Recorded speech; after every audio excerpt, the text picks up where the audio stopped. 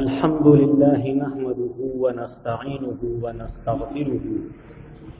ونؤمن به ونتوكل عليه ونعوذ بالله من شرور أنفسنا ومن سيئات أعمالنا من يهده الله فلا مضل له ومن يضلله فلا هادي له ونشهد أن سيدنا ومولانا محمدا أحمد عبده ورسوله أما بعد فأعوذ بالله من الشيطان الرجيم بسم الله الرحمن الرحيم كل نفس ذائقة الموت صدق الله العظيم. عزتمندو مسلمانانو اوریدونکو، الله جل شانه عما نواله دا کل کائنات پیدا کړی دی او کل مخلوقات پیدا کړی او انسان په دې کې اشرف المخلوقات ګرځولې دي او هر مخلوق لرا او هر انسان لرا هر چا لرا د زندګۍ یو وخت مقرر دی، ابتدا او انتها لري او په دې زندګۍ کې دې کله کله داسې بیمار شي او الله پاک دله دوباره صحت ورکړي او کله کله د عمر د تقاضې د وجې نه او کله کله داسې بیمار شي چې بیماری نه دی جوړ نشي او وفات شي. د بیمار عیادت کول یعنی تپوس پوښتنه کول دا په شریعت کې دغه بیمار او دغه مریض حق دی. کوم شپږ شیزونه چې موږ ذکر کړیو چې یو مسلمان په بل مسلمان باندې را حق دی، هغه کې یو عیادت المریض، د مریض تپوس پوښتنه کول. حدیث شریف کې راځي چې څوک د بیمار تپوس لاړ شي سار ټیم کې نو تر ماښامه پورې ولا او یا زره فرشتې دعاګانې کوي دې تپوس کوونکي لپاره، او څوک چې ماښام ټیم کې لاړ شي نو د ساره پورې دله او یا زره فرشتې دعاګانې غواړي او بخښنه وله غواړي. او کمې پورې چې سړی د مریض د عیادت یعنی د مریض د پوښتنې نه واپس نه راغلی نو دې داسې دی گویا چې په جنت کې دی، دومره لوی فضیلت لري.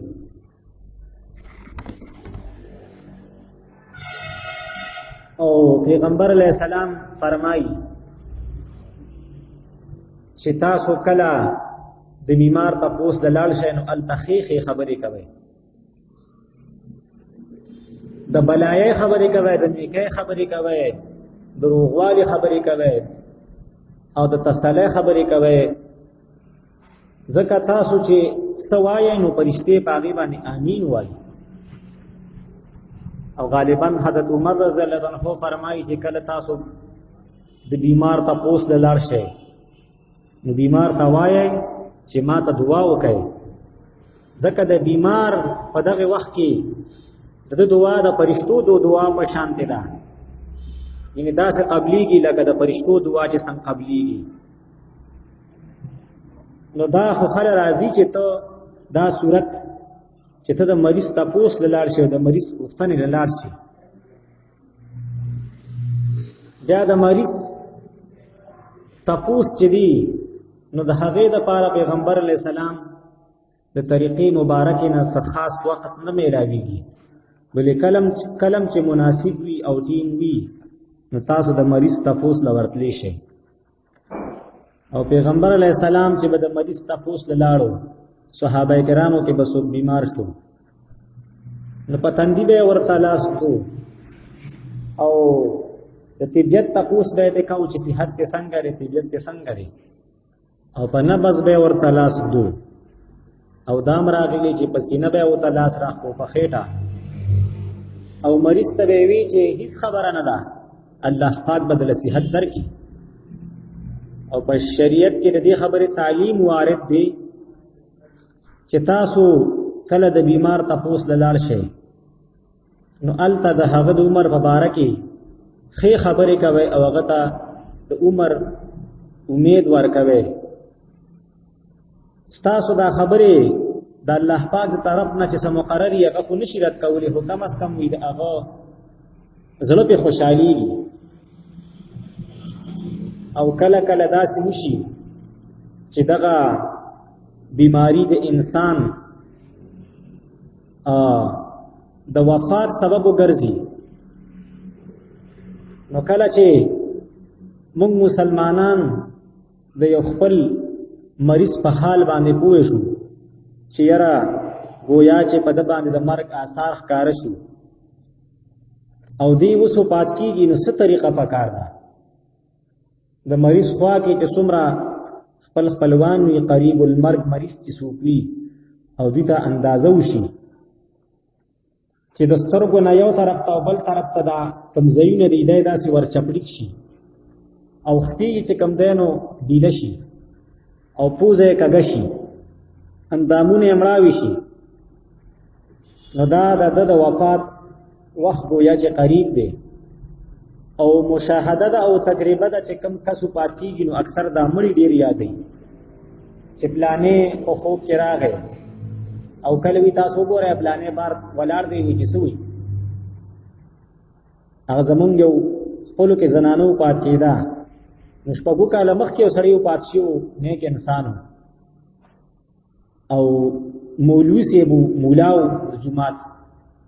اوس هم چې کوم دی نو بچو کې امامت چلیږي. نو دا پلانې راغلی دی وایي چې ما پسې ګاډی راوستی دی او ما ته وایي چې راځه چې ځو. شپږو کاله شو چې مخکې وفات شو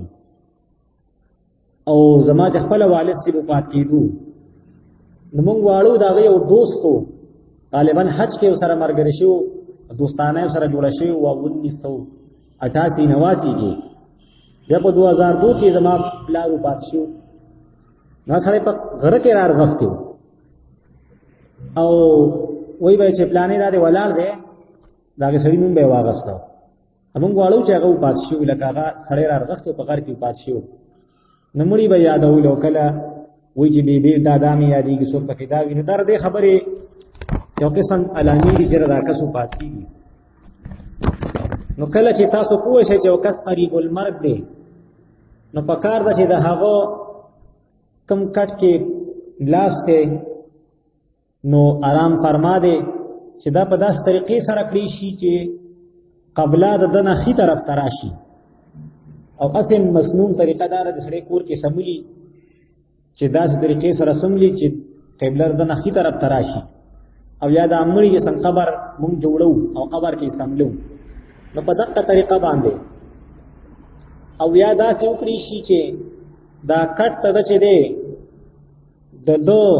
بالکل قبلې طرف ته کړي شي، خپې قبلې ته راشي او سر ته به وله بالښتونه وغیره کېږدي چې دا سر یې اوچت شي نو مخ به قبلې ته شي. خو که د کټ په خوځولو کې مړي ته تکلیف و نو بیا چې څنګه وي بس هغه شانتي ټیک دی او ورته د لا اله الا الله تنقیل کول پکار دي. یعنی موجود کې څومره خلک وي نو ورته به لا اله الا الله لا اله الا الله لا اله الا الله په مناسب زور اواز سره وایي او سورت یاسین ورته ویل پکار دي چې په دې سره ځنکدن دا سخته چې کوم دی نو اسانېږي. او کوم حدیث شریف کې چې راغلي چې تاسو مړو ته سورت یاسین وایئ نو دوه مطلبونه علما کرامو بیان کړي. حدیث شریف کې راغلي چې مړو ته وایئ نو دا مطلب هم دی چې قریب المرګ یعنی چې څه وخت پس دا کس وفات کېږي ځنکدن ټیم دی. او دا مطلب هم دی چې مطلب دا دی تاسو قبرستان ته لاړ شئ او مړي ته چې کوم دی سورت یاسین وایي نو دواړو ته صادق دی نو دې باندې په مړي باندې سخته اسانېږي. او چې کوم کس وفات کېږي په کار دا دی چې دې دا دعا وایي چې اللهم اغفر لي وارحمني والحقني بالرفيق الاعلى، خدای پاک ما وبخښه په ما باندې رحم وکړي او د فرشتو د مجالس سره ملحق کې اعلی مجالس راته نصیب کې جنت والا. او اللهم اعني على غمرات الموت وسكرات الموت، خدای پاکه د مرګ په دې سختو کې زما مدد وکي او کلمه شهادت اشهد ان لا اله الا الله وحده لا شريك له واشهد ان محمدا عبده ورسوله څنګه د لا اله الا الله تنقین پکار د سره دی تنقین هم پکار دی یا د یوې کلمې یا د ځوان او دا سړی چې کوم کس پاتې دي دلم لا اله الا الله لا اله الا الله دغه دعاګانو سره سره ویل پکار دي او چې یو به رمړې لا اله الا الله وی یا دا کلمه شهادت وی یا لا اله الا الله محمد رسول الله وی نو بس بیا تلقین بندول پکار دي غل کېدل پکار دي او دغه کس ته نه ویل کېږي چې ته خپل وایا اخو د سخت ټیم دی نو خلک به دا نه وایي چې تو وایا بلکې خلک به وی دی به سره وی چې یو پیری وی کافی ده ځکه دا ضروری ده چې مطلب دا دی او د خوشبختۍ خبره د دستا اخیری کلام هغه په کلمه خیر سره وشي نو کدی اگر بیا لیټو پات شي خو چې یو پیره کلمه وایله بس بیا غل کېدل پکار دي البته که د کلمې نه پس د دنیا خبرې وکړي نو دوباره ته تلقین مستحب دی او کول پکار دي او قریب المرګ انسان ته کم کس چې وفات نږدې د تو وړاندې د دنیا خبرې نه کول پکار د کده د الله پاک سره ملاقات کیږي د الله پاک سره ملاقات دی د الله پاک درته شي نو دا څه خبرې کول پکار دي چې په هغه سره د ازلو د الله د محبت نه ډک شي دا څه خبرې نه چې اخیری وخت د دنیا نه زړې د دنیا د محبت نه ډک لاړ شي او دنیا کې چې چا سره محبت او هغه ته مخې کول نه دی پکار چا نو سه فقیر چا سوق او سوق دا د نو سه دی او دا د لور دا او دا د دا دی او دا د دا دی دا ټیک نه دی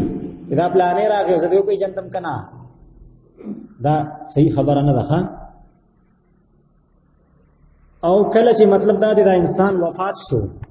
نو اهل تعلق دی دا کلمه وی چې انا لله و انا الیه راجعون اللهم اجرني في مصيبتي واخلف لي منها خيرا واخلف لي خيرا منها چې موږ دا الله پاک یو دار سره الله پاک دی او الله پاک ته وزو او خدای پاک موږ ته په دې مصیبت باندې اجر راکړي او په دې باندې بهترینه سیل راکړي بیا سترګې به بند کړي شي بسم الله وعلى ملة رسول الله او دا دعا په پښتو کې سړی وي چې خدای پاک اللهم يسر عليه امره خدای پاک په دې باندې دا کار آسان کړي د دنیا نه آخرت تتل او وجعل خير ما بعده دا ما بعد زندگی خکی او آخرت د دنیا نه بهتر کی هغه پښتو کې وی او که په عربی کې وی بیا داسې یو کپڑا وګوري چې دا سر او زنه ولکې وتړي لاسونه بولنیغ کی خپې بولنیغ کی یو د خپو دا ګوتې دواړه دا به مولا وتړي لکه څنګه چې ولا زنه تړي او اهل تعلق ته خبرو کی چې پلانې ملګری پلانې کاکا بابا او پات شوی دي او کوشش به وکړي چې د مړي سره خوا کې خوشبو تنظیم وکړي لکه کم بوټي وغیرہ چې لږه کړي شي او خوشبو کوي او پاک حالت کې د مړي خواته چې کم خلق پاکي داسې سړی چې هغه ته د غسل ضرورت یا زنانه د بیماری په حالت کې نو هغه له خواله راتلل نه دی پکار او د خوشبو تنظیم پکار دی چې د پرشتو والا ماحول جوړ کړی شي بدبوئی نه او د مړي د لمبولو تنظیم وکړي شي او د سړو لمبول دا به سړی کې د زنانه او به زنانه کوي طریقې دا ده چې په یو تخته باندې یا چې ترتیبي د خلکو باغې باندې د امړې کې خو دي شي او دغه تختی ته یا د کټ وغیرہ باندې چې لمبي دیتا درې پیری یا پنځه پیری خوشبو وکړي شي هغه د خوشبو والا بوټي خلک لږی کوي لوبان یا عود وغیرہ کې سي دیتا خوشبو ورکړي شي او د ضرورت مقدار چې څومره افراد پکار وي نو چې صرف اغي سیوا خلق نه دی پکار چې اسه مطلب دا د دنه ناس یا خبري کوي یا څه کوي یا څه کوي او مړې په داسې طریقه باندې سملول شي لکه څنګه چې وپات کېدو او تاسو ته ما کومه طریقه وښوله چې قبله د مړي ښي طرف ته راشي، او که داسې ممکن نه نو چې بیا ځای ګډوډ و یا څه ضرورت چې و یا که په هره طریقه باندې پروت نو خیر دی، خو بهتره طریقه دغه ده. او داسې کس چې ولمبوي چې نیک انساني او کم از کم چې په چرندام کې نو څوک چې مړی لمبوي نو دله مطلب دا دی چې دې په پاکۍ په حالت کې ډېره خبره ده او نیک انساني توبه استغفار شي کم از کم دغې نه مخکې. نو د لوټو انتظام به د مخکې نه کړی شوي 3 یا 15 د کومو ځایونو چې په ژوند باندې لیدل ناروا وو او ګوتې ووړل نو هغه په مړوني ناروا دي. د نوم نوالې تر د زنګونانو سره دې ته کتل ناروا دي او دې له ګوتې ووړل ناروا دي. نو د مړي نه چې دا شته کپړې تاسو کله وباسئ نو تهبند به پرې واچوئ د نوم نوالې تر زنګونانو پورې، او په دغه تهبند کې به دې لمبولي مشي د پاسه چې پې کپړه ور واچي، لمبوونکې به لاسه دستانه ور واچي، استنجا به له په لوټو باندې وکړي او بیا په اوبو باندې. او چونکې سړی چې په خپله چرندام کوي نو مخکې لاس وینځي، نو مړی خو ځان له چرندام نه کوي، مونږ اوله کوو که نه، لہذا هغه له د لاس وینځلو ضرورت نشته دی، بس ستا لاسونه پاکي بس. او که مړي په پاک حالت کې پات شوي د غسل ضرورت نه و نو چې چرندام وله کوي نو خوله او پوزه کې به ولوبه نه اچي، مالوش به لامده کي، 3 پیرې به په پوزه کې 2 سپرمو کې وي، او دغه رنګې مطلب دا دی 3 پیرې په شونډو غاښونو ورو باندې عام سیستم چرندام کوو. نو مخکې لاس وینځو بیا خوله بیا پوزه که نه، نو هغه خو تا مطلب دا دی مړي له خو ته چرندام کوي نو د هغه د لاس وینځلو ته ضرورت نشته د مړوندونو پورې، ستا لاسونه پاک دي. نو په مالوش به لامده کې 3 پیرې به وله خوله په هغې باندې پاکه کړي، او دغه شانتې 3 پیرې مالوش به لمده یې پوزه کړي، بیا به دغه مالوش ورتاو کړي، نور مالوش به وګورې پاک، پوزه کې خوله کې او غوږونو کې به وله کېږي. خو که فرض که انسان داسې حالت کې پات شي چې د باندې غسل فرض و د نابت په حالت کې یا یو بیبي د بیمارۍ په حالت کې پات شوې وه، حیض یا نفاس، بیا پوزه کې اوبه اچول او خوله کې اوبه اچول ضروري دي، واپس به ترې نه هغه اوبه په کپړه باندې راوچې کوي چې خوله کې ته اوبه ور واچوي. چرندام مخ وینځل، بیا چې کوم دی نو لاسونه وینځل، او بیا سر باندې مسح کول، او بیا خپې 3 ځلې وینځل، څنګه چې عام موږ څنګه چرندام کوو دغه طریقه باندې. د وضو کولو نه پس د ده د بدن وینځلو مرحله را روانه ده. نو اول د ده سر وینځل په صابون باندې یا په خوا د بیرو پاڼو یا وشنان وغیره دغه شیزونو باندې اوبو کې به هغه ګرم کړی به هغه زک کوو. نن سبا صابون دی نو سر به ولې وینځي، او چې نارینه نو ګیره به مسلمان نو ګیره به ولې وینځي، لومبې به داسې کوي. او که زنانې نو صرف سر په صابون باندې وینځل، بیا به په ګس طرف باندې راواړئ چې ښی طرف یې د پاسه شي، لومبې ښی طرف وینځل 3 پیرې، او داسې طریقې باندې چې اوبه بالکل لاندې راشي، یعنې هغې ګس طرف ته راورسي، او بیا په ښي طرف راړول او 3 پیرې وینځل په داسې طریقه باندې چې لاندې اوبه راورسي، هغې ښي طرف ته ګس طرف ته ولتي وینځي. او کم ځای کې د پردې دی نو هغې نه نظرم ساتل، او مطلب دا دی کم لاسه چې دا دستانه اچولې په هغې باندې انځل. بیا به یې کښېنئ څنګه چې مطلب دا دی عام یو سړی بیمار سړی کښېني او داسې اوږه به ولې ورکړي لږ اوچت به یې کړي، دا خېټه به ولې داسې په مزه مزه ومږې ښکته پورې، که څه واړې به ولې یا غټې به ولي پاتې وي چې هغه راوځي، که سره ونوتو خیر او خلاص، که سره ووته بس هغه وینځه، دوباره غسل ته ضرورت نشته. بیا به دوباره په ګس طرف باندې سملی او په ښي طرف به 3 پیرې خوشبودارې کافور والے اوبه واچوي، بیا به په ګس طرف باندې سملی او 3 پیرې به خوشبودارې کافور والے اوبه واچوي. بیا دا کم تهبند کې چې تا دې ولمبه او دا نوم نواله تر دې ځای پورې چې و څادر و د مړي د پاسه دا ډېر نری نه دی پکار کم از کم دومره ډبل چې اوبه م ترې وځي چې دومره ډبل چې اوبه م ترې وځي او د عورت پکې ښکاري نه خلک دی کې لږ کوتاهي کوي نری کپړه وګوري چې اوبه ترې وځي د نورو نه م اوبه وځي داسې کپړې چې بد خورې نه وي هغې نه اوبه وځي که نه اکه سپینه کپړه نه وي رنګدار یې نو هم خیر دی خو چې د مړي د عورت پکې ښکاري نه بیا دقه به تلر کې د خو غسل وشو وچ صادر نن سبا پې خلک اچي خو که صادر نه وچ تهبند یې هم کافي دي دې نه مخکې به تاسو د کفن انتظام کړي د سړو د کفن طریقه 3 کپړې دي یو ازار دی یو لفافه ده او یو کورتا یا کمیس ته ویل کېږي او د زنانو پای کې 2 کپړې سیوای سینه بند او سربند نارینه د پاره به تاسو مخکې ازار کې دی دا یو لفافه ده یو ازار دی یو کورتا نو ازار چې دا د سر نوال تر خو پوری او کورتا چې کمیس دا د وګونه تر خو پوری او لفافه بیا د ټول نه وګدای نو مخکې به لفافه کې دی ټول نه وګد صادر بیا به ازار کې دی او بیا کمیس په میاس کې د سر هغه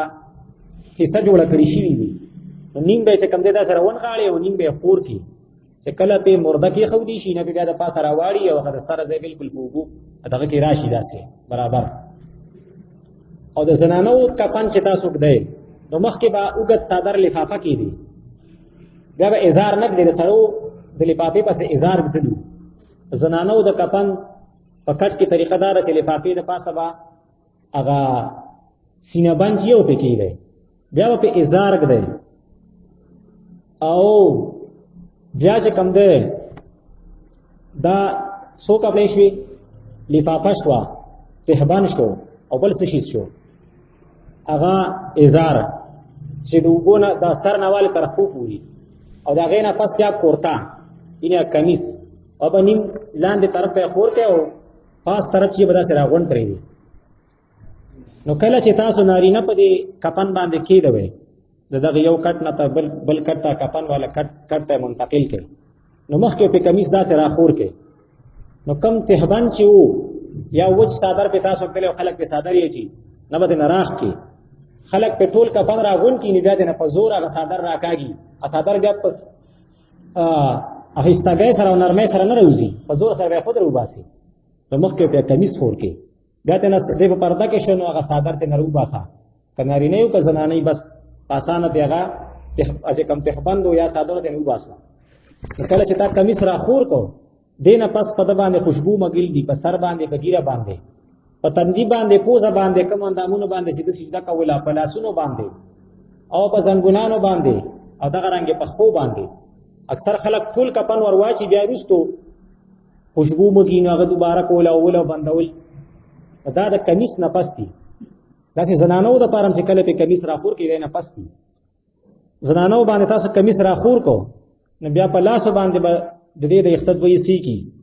نو یو په یو غ باندې بل په بل غ باندې داسې آزاد به فری کم سایکل یا غټه کی وینا دا غینه پس سر باندې او په سر باندې داسې واچي یو د قشان دی په وګو باندې په یختو باندې راخور کی نو تاسو نارینه باندې لفافه را واچول خوشبو مګل زنانه باندې لفافه او دا غي سر باندې نو دا غینه پس ازار دی پدوانو ک نارینه او ک زنانه نو مخکې ګس طرف راړول بیا خې طرف راړول بیا لفافه دا ګس طرف راړول خې طرف راړول د نارینه زنانو پای کې یو شی سیوا او سینه بند تر خونو نواله تر د زنګونانو پوری د زنانو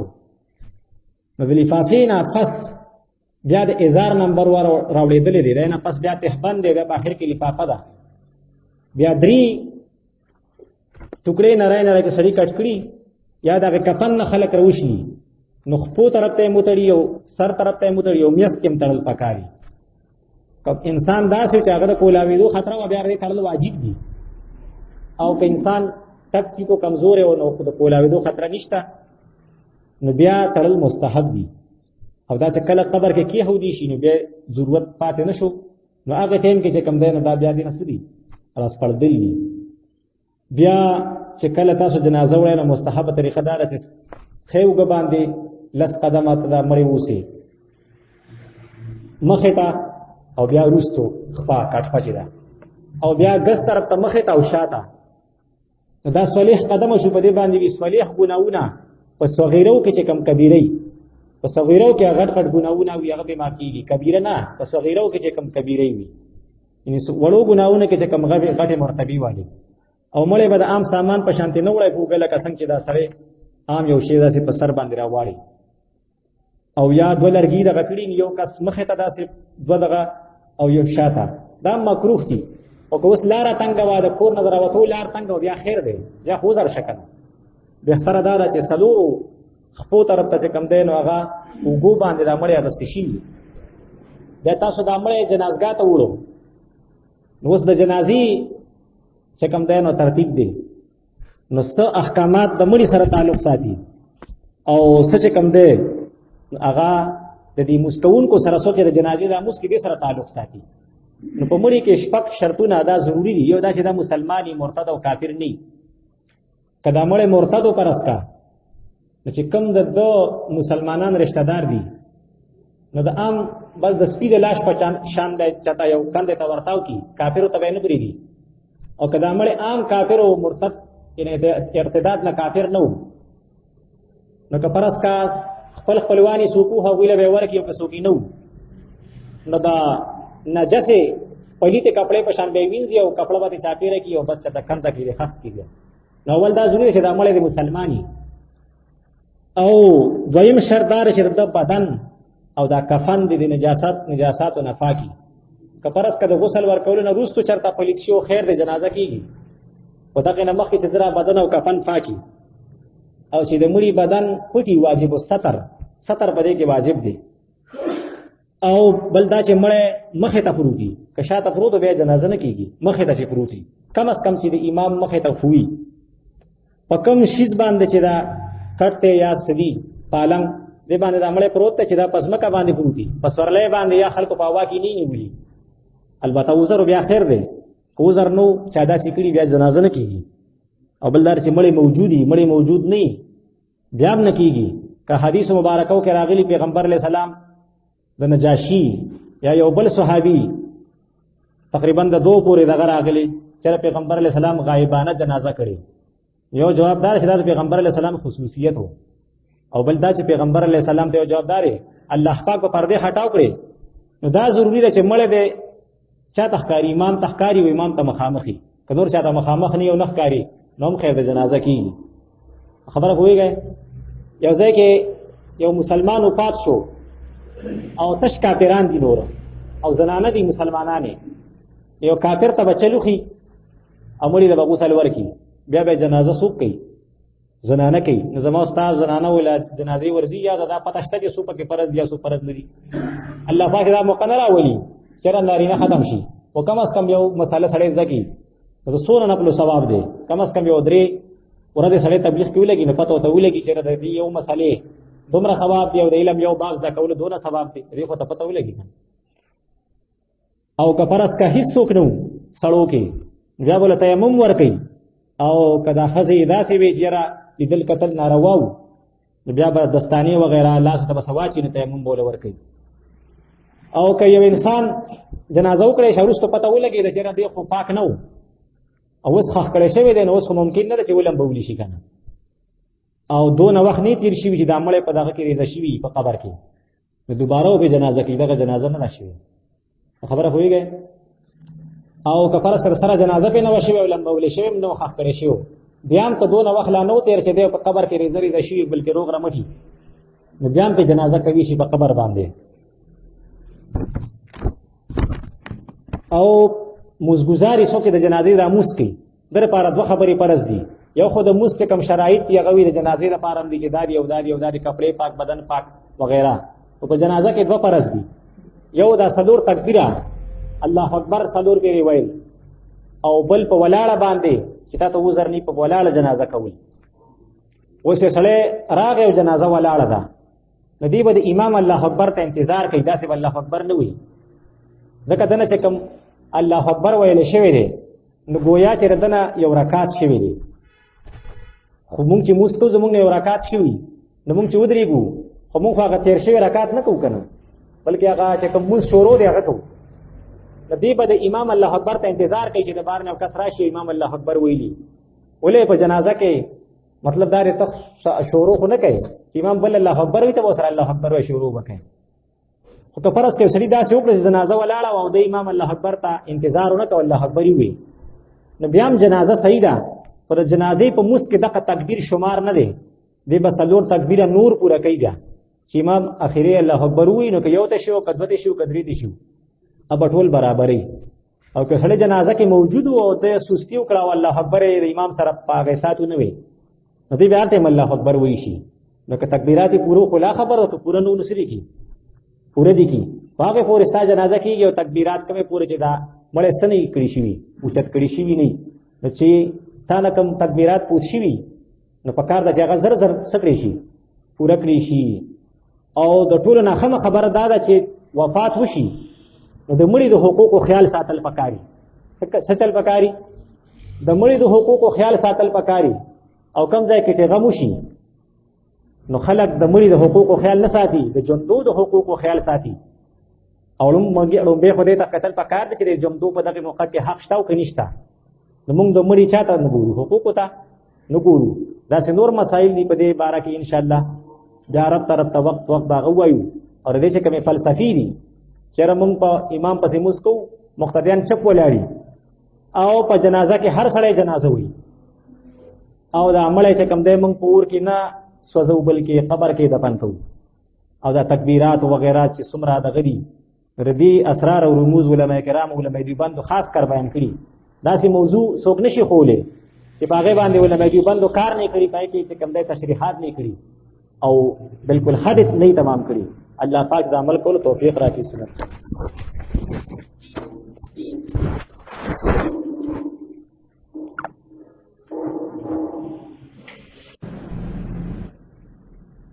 الحمد لله نحمده ونستعينه ونستغفره ونؤمن به ونتوكل عليه ونعوذ بالله من شرور أنفسنا ومن سيئات أعمالنا من يهده الله فلا مضل له ومن يضلله فلا هادي له ونشهد أن سيدنا ومولانا محمدا أحمد عبده ورسوله أما بعد فأعوذ بالله من الشيطان الرجيم بسم الله الرحمن الرحيم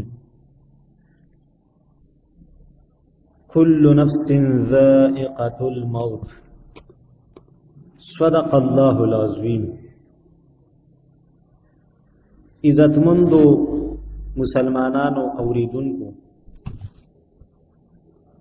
الله جل شانه عما نواله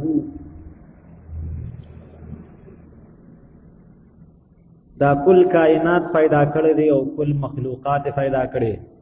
او انسان په دې کې اشرف المخلوقات ګرځولې دي او هر مخلوق لرا او هر انسان لرا هر چا لرا د زندګۍ